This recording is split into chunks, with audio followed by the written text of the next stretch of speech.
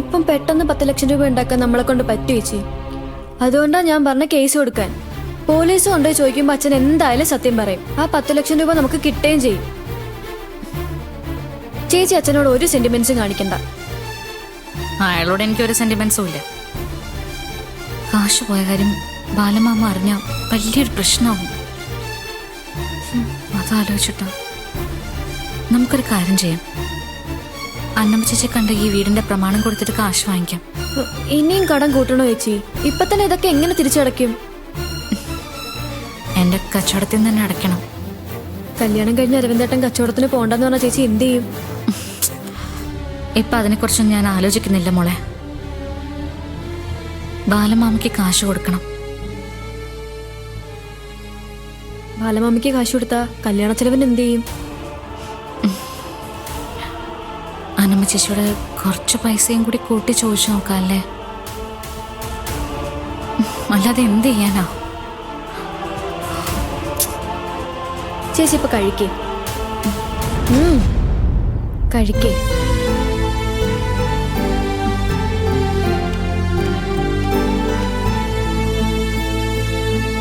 കഴിക്കേച്ചി.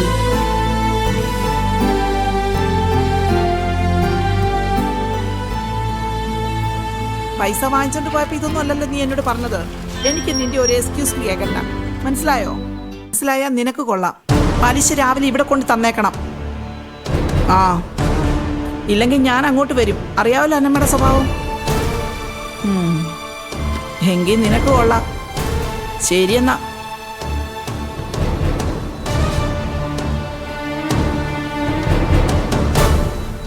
ചാരുവല്ലേ ഇത്?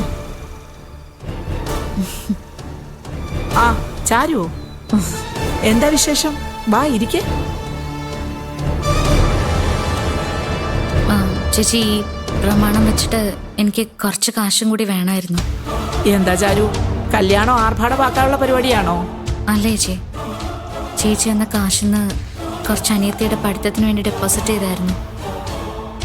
ഞാൻ കല്യാണം കഴിഞ്ഞ് പോയാൽ കല്യാണിക്കും അവളുടെ ആവശ്യങ്ങൾക്കും കാശ് ചോദിക്കാനൊരു മടിയുണ്ടാവും.